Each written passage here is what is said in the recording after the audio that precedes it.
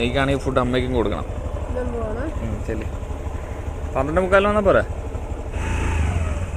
ഇനി ഉച്ചയ്ക്ക് ലിബീനെ വിളിക്കാനായിട്ട് വരണം. പിന്നെ ഇപ്പം തന്നെ അമ്മയ്ക്ക് ഫുഡും കൊണ്ടു കൊടുക്കണം. ഓക്കെ, ജസ്ലിനെ ഞാനിപ്പോൾ അപ്പുറത്തെ വീട്ടിൽ നിന്ന് എടുത്തിട്ട് വന്നു. ഇനിയിപ്പോൾ അമ്മയ്ക്ക് ഫുഡ് കൊടുക്കാനായിട്ട് ജസ്ലിനെ കൊണ്ട് പോവാം. ഓക്കെ, നമുക്ക് പോവാം മേരി അടുത്ത് പോവാം.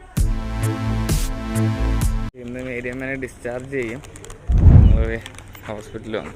ഇനി എൻ്റെ പ്ലാൻ എന്ന് പറഞ്ഞാൽ ഇവിടെ കുറച്ച് നേരം നിന്നിട്ട് ഉച്ചവരെ നിന്നിട്ട് പിന്നെ ഉച്ചയ്ക്ക് ഇവിടുന്ന് ജസ്ലിനുമായിട്ട് ലിബീനെ വിളിക്കാൻ പോകണം.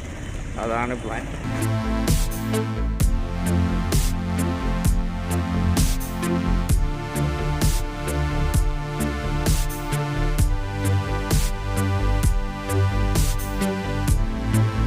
ഇപ്പോൾ സമയം 10:37.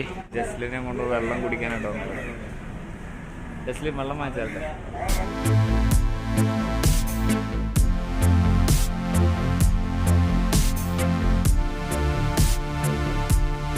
ഇപ്പോൾ ജസ്ലിൻ ഓട്ടോക്കകത്ത് കയറ്റി ഇരുത്തിയിരിക്കുക. ഇന്ന് ഉച്ച കഴിയുമ്പോൾ അമ്മേനെ ഡിസ്ചാർജ് ചെയ്യും. അപ്പോൾ അതുവരെ ഞങ്ങൾ വെയിറ്റിങ്. ഇനിയിപ്പം ലിബീനെ ഞാനും ജസ്ലിനും കൂടെ വിളിക്കാനായിട്ട് പോകും. 12:30 കഴിയുമ്പോൾ പോകും. വിളിച്ച് തരാം.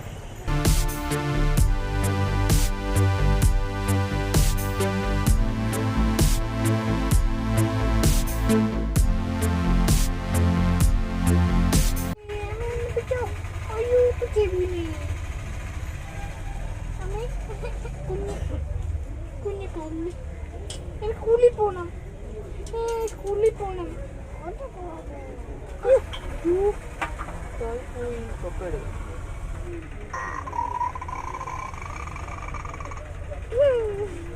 ജസ്ലിന് മമ്മീനെ കാണണമെന്നും പറഞ്ഞ് ബഹളമായി. ഇപ്പം 12 മണിയായി. 12:10. നേരെ ഇനി അങ്ങോട്ട് പോവാം. ലിബിയുടെ സ്കൂളിലോട്ട് പോവാം. ലിബി പക്ഷേ വരുമ്പോൾ 12:45 സംതിങ്. കയറി.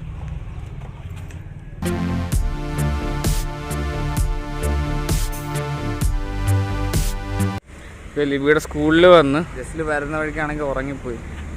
ഇനി അപ്പുറത്തുനിന്ന് മറ്റേ ഫുഡ് വാങ്ങിക്കണം, പാഴ്സൽ ഉച്ചയ്ക്കുള്ള. സോ ലിബി വരുന്നതിന് മുമ്പ് അവിടേക്ക് ഫുഡ് വാങ്ങിച്ചിട്ട് വരാം.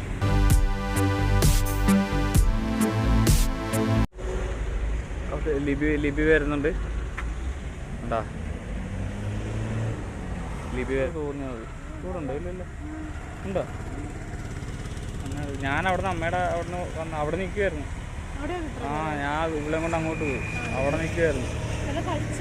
ഇവിടെ പഴവും പിന്നെ അവിടുന്ന് വേവിച്ചിട്ട് വീട്ടിൽ നിന്ന് അടിച്ചായിരുന്നു. അപ്പം സാധനങ്ങൾ മുട്ട. അവള് മുട്ടയുടെ മഞ്ഞായിരുന്നു വിളിച്ചത്. വെള്ളം തിന്നില്ല.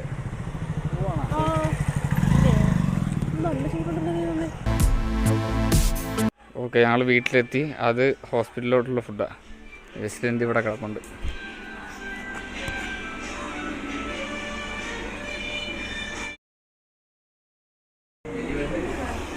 അങ്ങനെ 5 ദിവസത്തെ ഇടവേളയ്ക്ക് ശേഷം മേരി വന്നിരിക്കുകയാണ്.